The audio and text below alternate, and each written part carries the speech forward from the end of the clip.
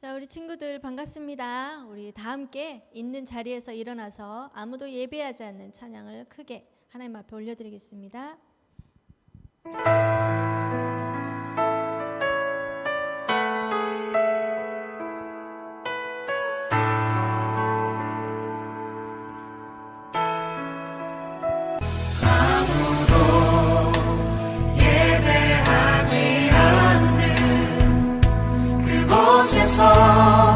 주를 예배하리라.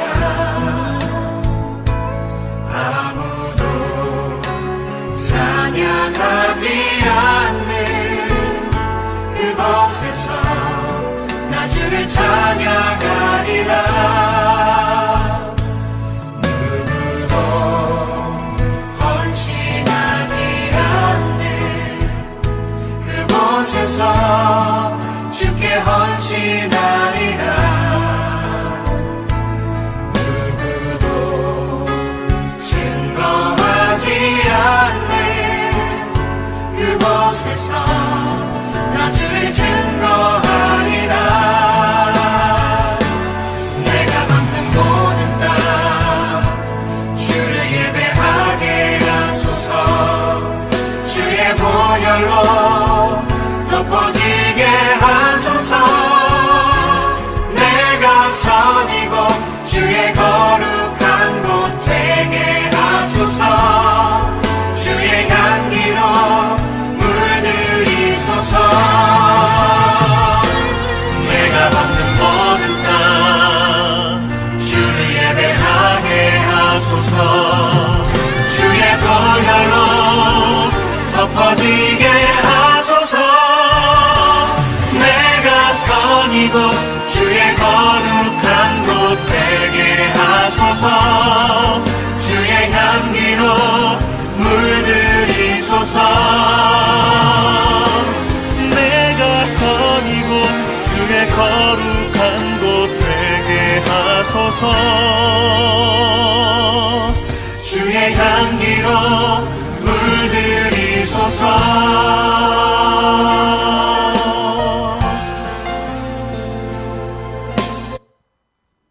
우리 다 같이 사도신경 하심으로 신앙을 고백드리겠습니다. 나는 전능하신 아버지 하나님 천지의 창조주를 믿습니다. 나는 그의 유일하신 아들 우리 주 예수 그리스도를 믿습니다. 그는 성령으로 잉태되어 동정녀 마리아에게서 나시고 본디오 빌라도에게 고난을 받아 십자가에 못 박혀 죽으시고 장사된 지 사흘 만에 죽은 자 가운데서 다시 살아나셨으며 하늘에 오르시어 전능하신 아버지 하나님 우편에 앉아 계시다가 거기로부터 살아있는 자와 죽은 자를 심판하러 오십니다. 나는 성령을 믿으며 거룩한 공교회와 성도의 교제와 죄를 용서받는 것과 몸의 부활과 영생을 믿습니다. 아멘. 우리 다 같이 힘차게 찬양함으로 또 하나님 앞에 찬양을 올려드리겠습니다.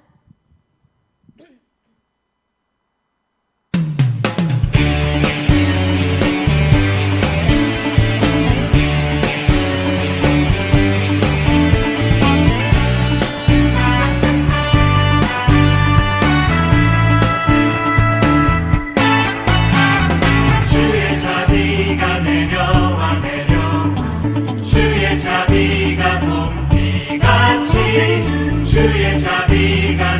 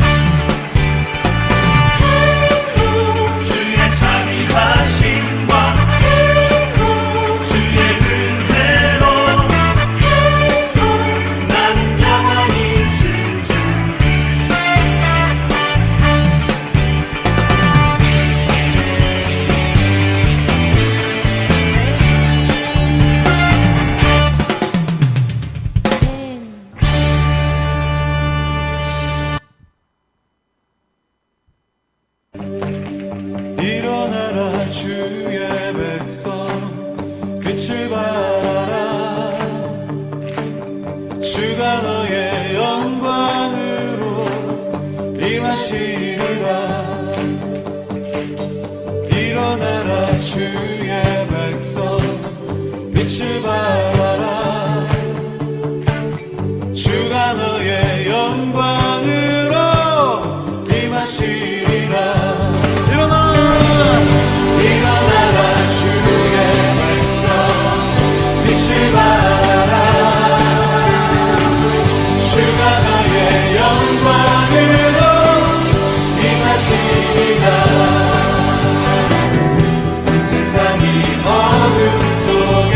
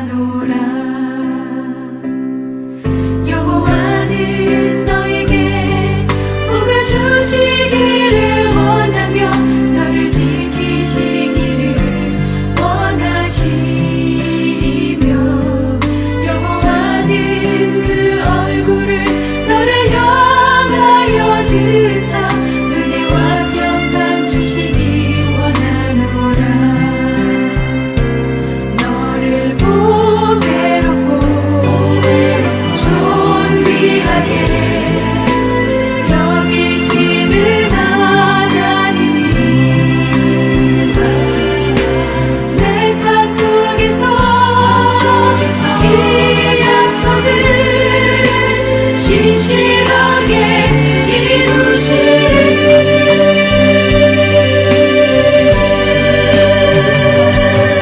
땅의 기름진 것으로 하늘의 신령한 것으로 너를 복주시고 지키실 하나님이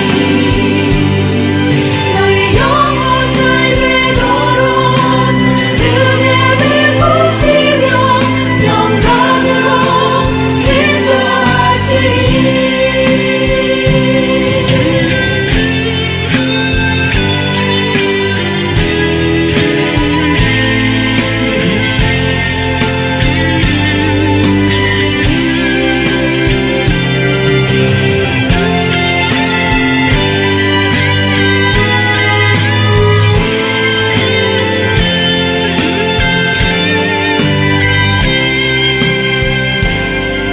여호와는 너에게 복을 주시기를 원하며 너를 지키시기를 원하시며 여호와는 그 얼굴을 너를 향하여 드사 은혜와 평강 주시기 원하노라. 너를 보배롭고 존귀하게 여기시는 하나님이라. 내 삶 속에서 이 약속을 신실하게 이루시리. 땅의 기름진 것으로 하늘의 신령한 것으로 너를 복주시고 지키실 하나님이 너의 영혼 잘되도록 은혜를 보시며 영광으로 인도하시리.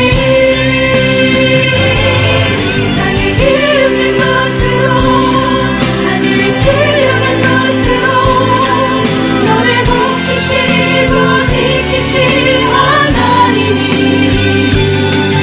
너의 영혼 잘되도록 은혜를 보시며 영광으로 인도하시리.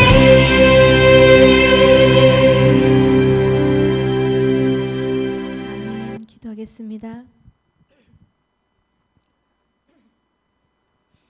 하나님 감사합니다. 저희를 날마다 지키시고 저희를 날마다 보고 계시고 복을 주시고 평강을 주시겠노라 약속하신 그 주님의 말씀을 이 시간 믿고 간구하며 또 기도드립니다. 하나님, 이 찬양과 같이 우리에게 축복하시는 그 주님을 기억하게 하시고 우리 청소년부들이 하나님을 더 경외하며 주님이 주신 그 복과 평강을 누리며 살아갈 수 있는 삶이 될 수 있도록 허락하여 주시옵소서. 아버지 하나님, 우리 청소년부 교사들이 주님 앞에 이 축복송을 드리면서 아버지 마음 다해서 아버지 하나님 글을 썼습니다. 아버지, 우리 선생님들의 그 간절한 기도가 우리 친구들에게 다 이루어질 수 있도록 허락하여 주시고 이 항성교회 청소년부에 이루어지기를 간절히 소망합니다. 아버지, 이 시간 아버지 말씀을 전할 때 함께하여 주시고 우리 친구들이 그 말씀에 귀 기울여서 주님의 길을 따라갈 수 있는 우리 청소년부 친구들이 다 되게 하여 주시옵소서. 감사드리며 예수 그리스도 이름으로 감사하며 기도드립니다. 아멘. 자, 오늘 말씀은 요한복음입니다. 요한복음, 주님의 말씀이 기록되어 있는 것이지요. 요한복음 21장 1절에서 19절 말씀입니다. 요한복음 21장 1절에서 9절 말씀입니다. 신약성경 183편에서 183장, 184장이 있습니다. 다 함께 찾으신 걸로 알고 우리 다 함께 봉독하겠습니다. 그 후에 예수께서 디베랴 호수에서 또 제자들에게 자기를 나타내셨으니 나타내신 일은 이러하니라. 시몬 베드로와 디두모라 하는 도마와 갈릴리 가나 사람 나다나엘과 세베대의 아들들과 또 다른 제자 둘이 함께 있더니 시몬 베드로가 나는 물고기 잡으러 가노라 하니 그들이 우리도 함께 가겠다 하고 나가서 배에 올랐으나 그날 밤에 아무것도 잡지 못하였더니 날이 새어갈 때에 예수께서 바닷가에 서셨으나 제자들이 예수이신 줄 알지 못하는지라. 예수께서 이르시되 얘들아 너희에게 고기가 있느냐 대답하되 없나이다. 이르시되 그물을 배 오른편에 던지라 그리하면 잡으리라 하시니 이에 던졌더니 물고기가 많아 그물을 들 수 없더라. 예수께서 사랑하시는 그 제자가 베드로에게 이르되 주님이시라 하니 시몬 베드로가 벗고 있다가 주님이라 하는 말을 듣고 겉옷을 두른 후에 바다로 뛰어 내리더라. 다른 제자들은 육지에서 거리가 불과 한 50칸쯤 되므로 작은 배를 타고 물고기 든 그물을 끌고 와서 육지에 올라오니 숯불이 있는데 그 위에 생선이 놓였고 떡도 있더라. 예수께서 이르시되 지금 잡은 생선을 좀 가져오라 하시니 시몬 베드로가 올라가서 그물을 육지에 끌어올리니 가득히 찬 큰 물고기가 153마리라. 이같이 많으나 그물이 찢어지지 아니하였더라. 예수께서 이르시되 와서 조반을 먹으라 하시니 제자들이 주님이신 줄 알고 아는 고로 당신이 누구냐 감히 묻는 자가 없더라. 예수께서 가셔서 떡을 가져다가 그들에게 주시고 생선도 그와 같이 하시니라. 이것은 예수께서 죽은 자 가운데서 살아나신 후에 세 번째로 제자들에게 나타나신 것이라. 그들이 조반 먹은 후에 예수께서 시몬 베드로에게 이르시되 요한의 아들 시몬아 내가 이 사람들보다 나를 더 사랑하느냐 하시니 이르되 주님 그러하나이다. 내가 주님을 사랑하는 줄 주님께서 아시나이다. 이르시되 내 어린 양을 먹이라 하시고 또 두 번째 이르시되 요한의 아들 시몬아 내가 나를 사랑하느냐 하시니 이르되 주님 그러하나이다. 내가 주님을 사랑하는 줄 주님께서 아시나이다. 이르시되 내 양을 치라 하시고 세 번째 이르시되 요한의 아들 시몬아 내가 나를 사랑하느냐 하시니 주께서 세 번째 내가 나를 사랑하느냐 하심으로 베드로가 근심하여 이르되 주님 모든 것을 아시오매 내가 주님을 사랑하는 줄을 주님께서 아시나이다. 예수께서 이르시되 내 양을 먹이라. 내가 진실로 진실로 내게 이르노니 내가 젊어서는 스스로 띠띠고 원하는 곳으로 다녔거니와 늙어서는 내 팔을 벌리리니 남이 내게 띠띠우고 원하지 아니하는 곳으로 데려가리라. 이 말씀을 하심은 베드로가 어떠한 죽음으로 하나님께 영광을 돌릴 것을 가리킴이로라. 이 말씀을 하시고 베드로에게 이르시되 나를 따르라 하시니. 아멘. 오래전 영국에서 있었던 일입니다. 서울의 한강처럼 영국에는 템스 강이라는 곳이 있습니다. 그런데 그 강변 한쪽에서 아주 한 귀퉁이에 어떤 행색이 너무나 초라한 노인이 낡아빠진 바이올린을 들고 연주를 하면서 국어를 하고 있는 광경이 펼쳐집니다. 그러나 낡아빠진 바이올린에서 좋은 소리가 날 리가 없겠지요. 그럼에도 불구하고 이 노인은 그 행색에 낡아빠진 바이올린을 켤 수밖에 없었습니다. 왜냐하면 국어를 해야 되는 신세이기 때문이에요. 그래서 이 노인은 바이올린을 키면서 연주 같지 않은 연주를 하면서 모자를 자기 앞에 두고 동전을 던져주기를 간절히 바라고 있었어요. 그런데 그 바이올린에서는 정말 이상한 소리가 들리는 거예요. 연주도 아닌 정말 시끄러운 소리, 그런 소리로 들리는 거예요. 그랬을 때 지나가던 사람들이 과연 거기에 귀를 기울였을까요? 눈길이라도 주었을까요? 전혀 그렇지 않죠. 그냥 시끄러운 소음 소리로만 들었던 거예요. 그러면서 그 지나가는 사람들은 눈가를 찌푸리면서 불쌍히 여기는 마음조차도 전혀 들지 않았어요. 그렇기 때문에 이 지나가던 수많은 사람들이 있었지만 동전 한 입도 그 모자에 던져주는 사람이 한 명도 없었어요. 그런데 여행객이었어요. 어떤 낯선 외국인 한 사람이 여행하는 도중에 그 곁을 지나가게 됩니다. 지나가다가 잠시 걸음을 멈췄어요. 멈춘 후 그 노인이 열심히 연주하는 모습을 불끄러미 쳐다보고 있었습니다. 이 외국인 한 사람은 이 노인은 다 떨어진 외투를 입고 있는 것이 눈에 들어왔고요. 또 머리도 제대로 감지 않아서 헝클어져서 떡져 있는 그러한 모습을 볼 수 있었습니다. 그리고 수염조차도 깎지 못하고 세수조차도 제대로 하지 못한 덥수룩한 모습을 보고 있었습니다. 딱 봐도 처량해 보이는 이 노인의 모습을 보니까 이 외국인에게 마음이 안쓰러운 마음, 측은한 마음이 들기 시작했어요.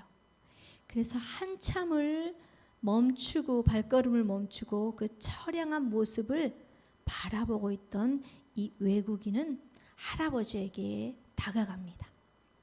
할아버지에게 다가가서 이렇게 말합니다. 할아버지, 죄송하지만 제가 수중에 돈이 하나도 없다 보니 도울 방법이 전혀 없습니다. 그러나 저도 바이올린을 조금은 다룰 줄 압니다. 그러니까 할아버지 대신 제가 잠깐 몇 곡의 연주를 해드리면 안 되겠습니까? 라고 말을 하게 됩니다. 그래서 노인은 갸우뚱거리다가 잠시 머뭇거리다가 그래 나도 잠시 쉴 겸 해서 그 낯선 외국인에게 바이올린을 건네주게 되죠. 그런데 노인이 바이올린을 건네주자 외국인은 잠시 숨을 고르더니 그것을 손에 쥐고는 천천히 활을 당기기 시작합니다. 그러자 낡고 정말 들지 못할 그 연주를 울렸던 그 바이올린에서 놀랍도록 아름다운 선율이 들리기 시작합니다. 흘러나오기 시작하는 거예요. 그래서 그 길 위에 열심히 수많은 사람들이 다니고 있던 그 길 위에 많은 사람들이 갑자기 지나가던 사람들이 수많은 사람들이 그 연주를 듣고 발걸음을 멈추게 됩니다. 발걸음을 멈추고 귀를 기울이며 박수를 칩니다. 그리고 심지어는 그곳에서 연주를 듣고 길 지나가던 사람들 중에 눈물을 흘리며 그 연주를 듣게 되죠. 그래서 그 많은 사람들이 모여서 그 연주를 듣고 박수 갈채를 보내고 눈물을 흘리며 그 연주를 감상하며 있었습니다. 그런데 그때 어느 한 사람이 소리를 지릅니다. 저 사람은 바로 파가닌이야. 파가닌이라고요. 이렇게 외치는 거예요.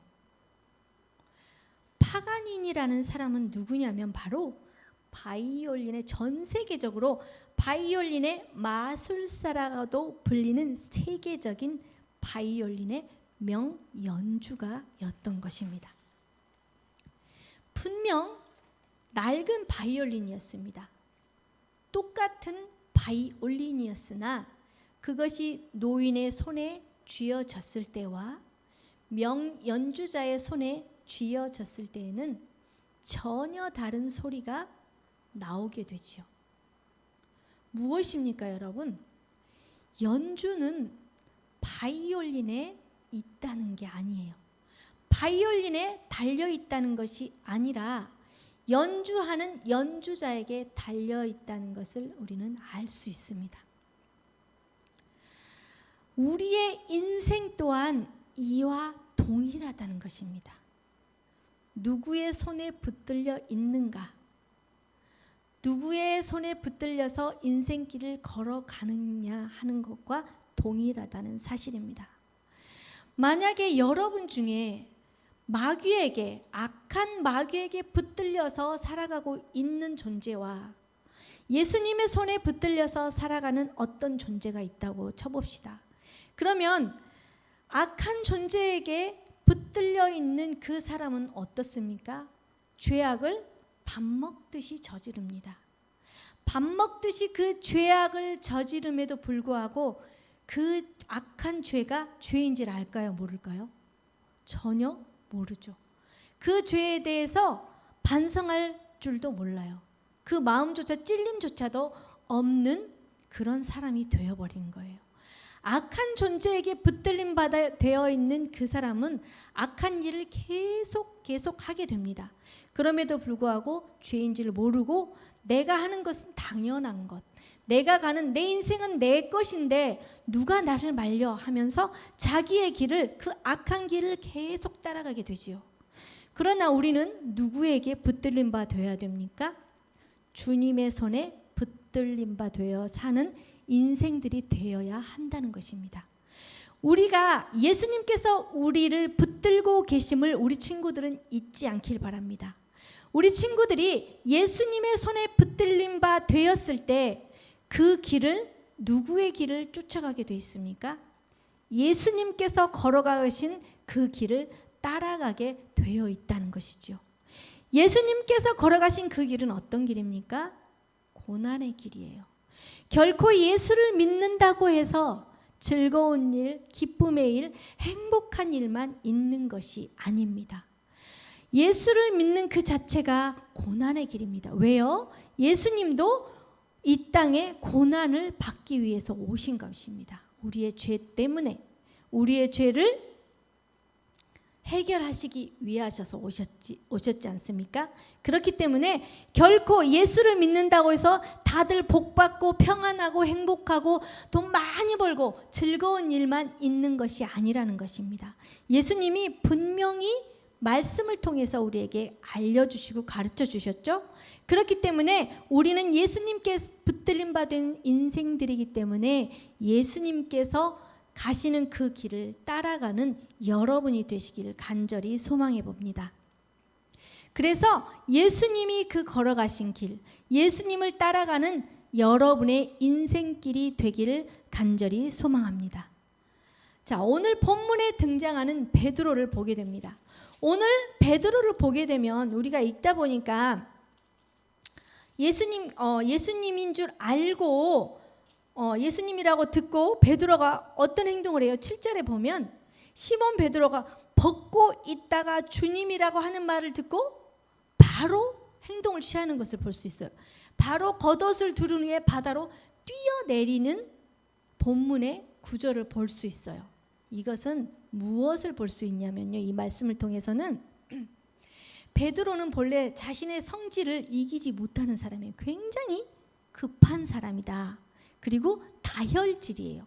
굉장히 다혈질인 사람이라는 것을 우리가 7절에서 잠깐 눈여겨볼 수 있어요. 내다볼 수 있어요. 베드로는 자기 감정에 그냥 확실한 사람이에요. 자기 감정에 따르는 사람이에요. 확신에 찬 감정에 따라서 어떤 때는 예수님과 함께 다닐 때 예수님께서 그랬죠. 제자들에게 내가 잡혀가서 십자가에 못 박혀 죽으면 십자가에 못 박힐 때 잡혀갔을 때 모든 제자들에게 너희들은 나를 부인할 것이다, 나를 버릴 것이다 라고 말씀을 했을 때 베드로가 감정적인 사람이라고 했잖아요. 그때 바로 자기 감정을 드러냅니다. 아니에요, 주님. 다른 어떤 이들은 주님을 배반할지 모르지만, 주님을 버릴지 모르지만 나는 절대 결코 주님을 배반하거나 버리지 않겠습니다라고 당찬 고백을 하는 베드로를 볼 수 있어요. 그런데 반면에 또 때로는 절망적일 때, 두려움이 베드로를 휩쌀 때 그 순간 또 다혈질이라고 했잖아요. 굉장히 급한 사람, 자기 감정에 충실한 사람이기 때문에 절망과 두려움의 감정이 자기에게 닥쳐왔을 때는 예수님을 어떻게 했어요? 베드로가 세 번 부인했죠. 나는 절대 저 사람들을 몰라요라고 했어요. 불을 쬐고 있을 때 어떤 여자가 너도 같이 예수랑 같이 있지 않았니? 이렇게 물어봤을 때 나는 저 사람을 도무지 알지 못해요라고 이렇게 부인했던 사람이에요. 자기 순간 그 정황에 따라 감정을 드러내는 사람이라는 것을 알 수 있어요. 그랬기 때문에 예수님께서 베드로에게 너가 나를 닭이 울기 전에 3번 나를 부인할 것이다 라고 했을 때 결코 부인하지 않을 거예요 라고 했던 베드로였는데요. 자, 이렇게 3번을 부인했던 베드로였어요. 그리고 예수님이 십자가에 달리기 위해서 잡혀가시던 날 예수님을 잡으려고 오던 그 말고의 귀를 칼로 내리쳤던 그 사람이 바로 또한 베드로예요. 닭 울기 전에 3번 부인했던 사람도 베드로고 그 예수님을 못 데리고 가게 하기 위해서 그 말고의 귀를 잘랐던 사람도 베드로예요. 그런데 이 베드로가 예수님이 잡혀가고 닭 울기 전에 몇 번을 물어봤을 때 3번을 부인했을 때 예수님의 말씀이 생각이 나서 닭 울던 때에 통곡하던 자도 또한 베드로였어요. 그런데 예수님께서 그런 베드로를 예수님께서 부활하시고 제자들을 지금 찾아온 그 대목이에요. 오늘 본문 말씀이. 제자들을 찾아가셨던 날 이 베드로는 모든 것을 체념한 때였어요. 모든 것을 체념하고 평범한 자신의 일상으로 돌아온 그 모습의 베드로를 볼 수가 있어요. 어떻게 볼 수 있어요? 지금 모든 것을 예수님과 3년 동안 공생의 기간 동안 다 보고 읽고 예수님에 대해서 배웠고 하나님의 나라에 대해서 배웠는데 그 모든 것을 다 까맣게 잊어버린 채 체념하고 예수님께서 다시 3일 후에 부활한다고 말씀을 하셨음에도 불구하고 그것을 까맣게 잊고 체념한 상태에서 지금 베드로가 무엇을 하고 있는 걸 우리가 알 수가 있어요. 다시 어부의 생활로 평범한 생활에 돌아가서 자기의 일상을 살아가고 있는 베드로의 모습을 볼 수 있어요. 베드로는 늘 자기 자신의 감정과 정황에 충실한 사람이었다고 말씀드렸습니다. 다혈질 같은 본인의 본성만큼이나 그의 삶의 궤도도 어때요? 널뛰는 것처럼 널뛰었어요. 동전의 양면처럼 충성스러운 고백을 할 때가 있었고 또 부인을 너무 가볍게 하는 거예요. 그런 다혈질적인 성격이에요. 그리고 때로는 기쁨과 좌절이 손바닥 뒤집듯이 그렇게 가벼웠던 베드로였습니다. 그런 그에게 우리 주님께서 부활의 몸을 입고 찾아가시게 됩니다. 3년 전에 베드로를 찾아가셨던 그곳, 바로 그 자리, 그 모습으로 예수님은 다시 베드로가 있는 어부 활동을 하고 있는 그 자리를 찾아가게 되지요. 그리고 베드로가 3번 부인했던 대로 3번 예수님께서 베드로에게 묻는 대목이 있습니다. 우리 다 같이 15절, 17절 읽겠습니다. 21장 15절 말씀부터 17절 말씀 우리 함께 다 같이 읽습니다. 184쪽입니다. 시작. 그들이 조반 먹은 후에 예수께서 시몬 베드로에게 이르시되 요한의 아들 시몬아 내가 이 사람들보다 나를 더 사랑하느냐 하시니 이르되 주님 그러하나이다. 내가 주님을 사랑하는 줄 주님께서 아시나이다. 이르시되 내 어린 양을 먹이라 하시고 두 번째 이르시되 요한의 아들 시몬아 내가 나를 사랑하느냐 하시니 이르되 주님 그러하나이다. 내가 주님을 사랑하는 줄 주님께서 아시나이다. 이르시되 내 양을 치라 하시고 세 번째 이르시되 요한의 아들 시몬아 내가 나를 사랑하느냐 하시니 주께서 세 번째 내가 나를 사랑하느냐 하심으로 베드로가 근심하여 이르되 주님 모든 것을 아시오매 내가 주님을 사랑하는 줄을 주님께서 아시나이다. 예수께서 이르시되 내 양을 먹이라. 여기 17절 말씀 보면 베드로가 3번이나 주님이 이렇게 물으시니까 뭐라 그래요? 근심하여 이르되 주님 모든 것을 아시오매 이렇게 말하고 있어요. 그것은 그 순간 베드로에게 무슨 생각이 떠올랐을까요? 3번 예수님을 부인했던 자기의 모습을 떠올린 것입니다. 그래서 주님이 더 잘 아시잖아요. 이렇게 되묻는 식으로 이렇게 기록되어져 있습니다.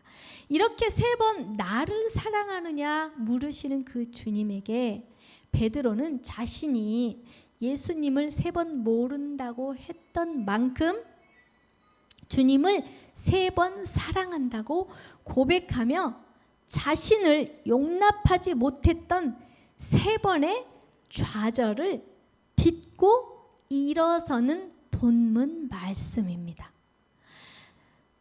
다시 베드로의 일상에 찾아오신 예수님의 사랑을 힘입어서 다시 일어나게 되는 베드로의 모습을 우리는 이 본문을 통해서 알 수 있습니다.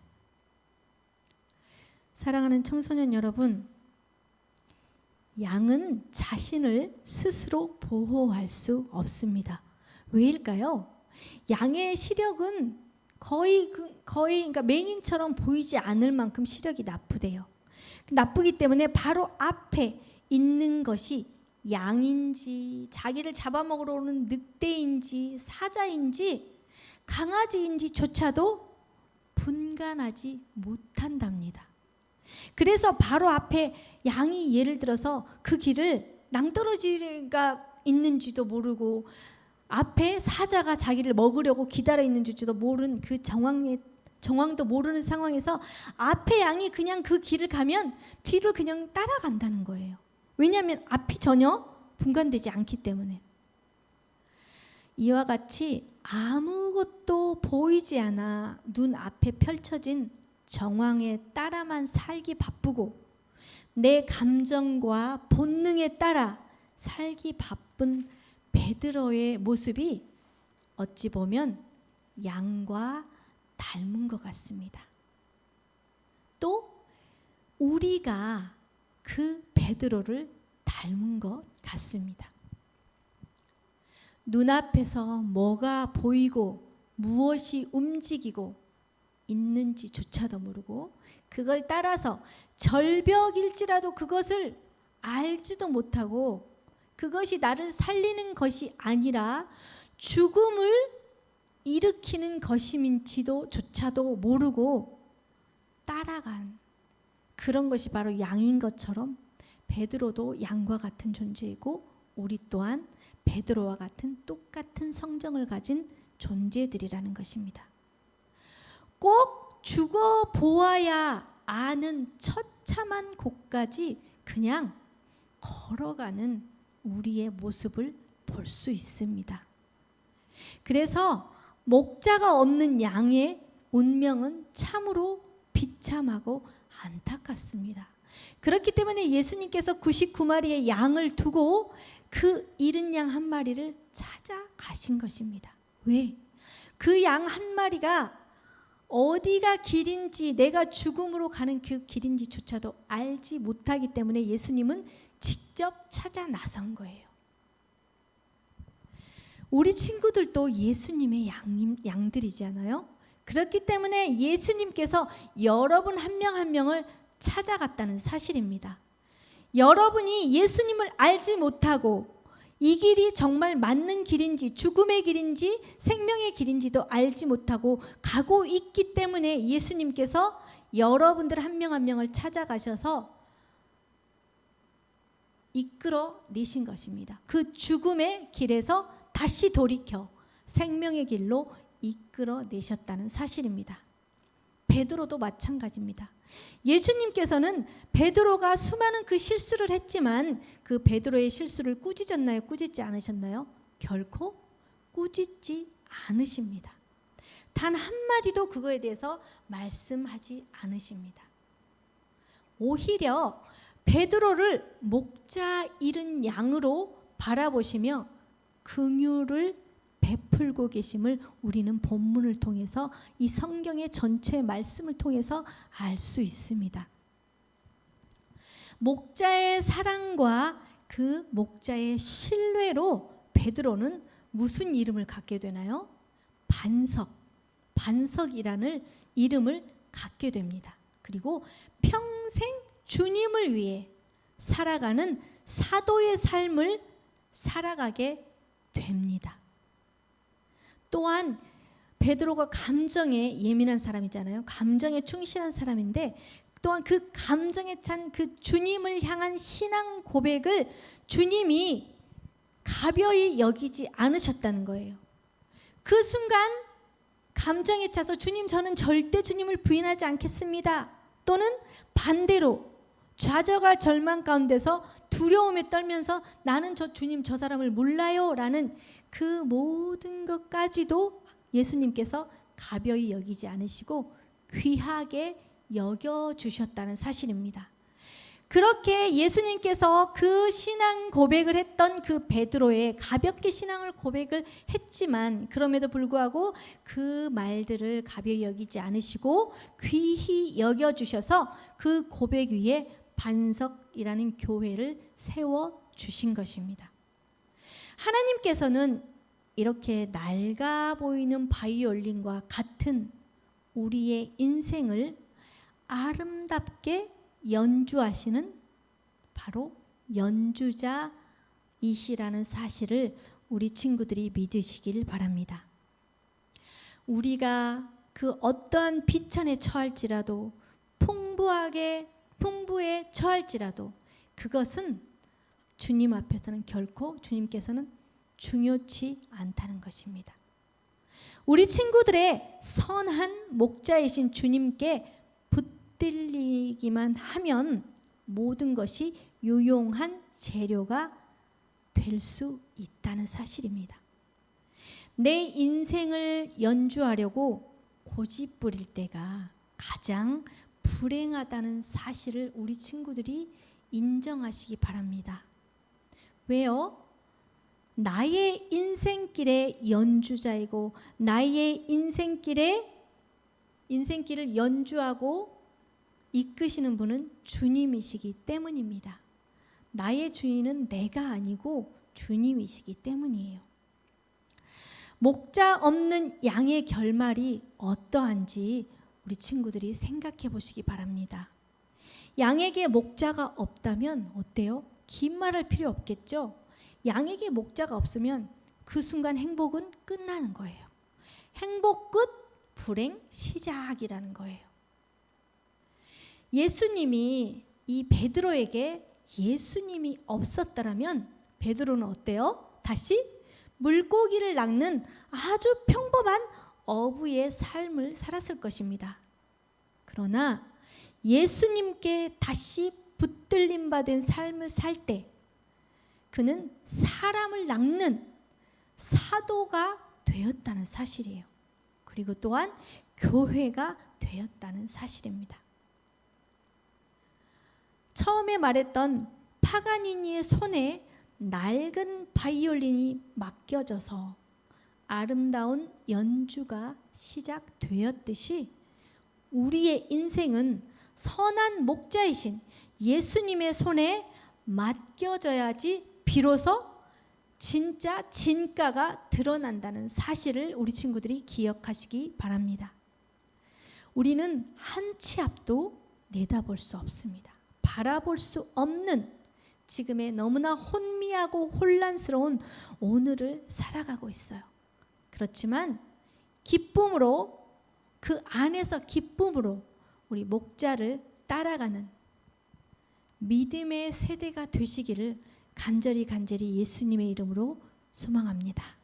기도하겠습니다. 주님 감사합니다. 주님, 우리는 우리가 주인이 아님을 익히 알고 있습니다. 나의 주님은 나의 삶의 주님은 나의 삶의 연주자임을 이 시간 고백합니다.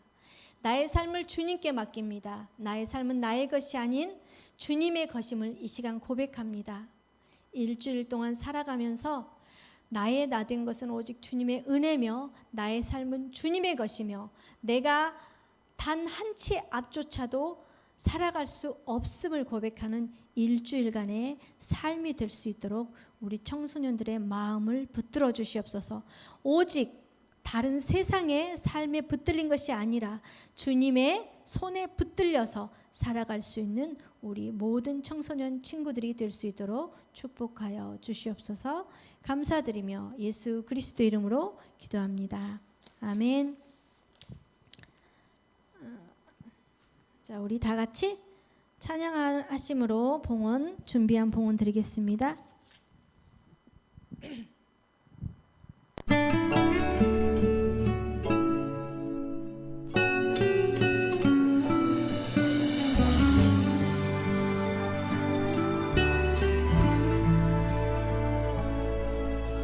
생명과 바꾸 주의 사랑을 잊지 않게 하소서. 나를 위해 흘렸던 주의 눈물 잊지 않게 하소서. 주의 긍휼과 주의 선하심 내가 묵상하오니 내 영혼 위에 베푸신 주의 은혜 잊지 않게 하소서.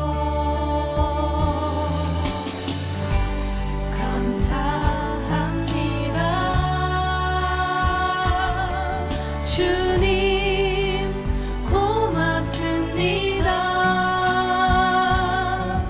그 사랑 때문에 그 눈물 때문에 주 앞에서 예배합니다. 기도하시겠습니다. 하나님 감사합니다.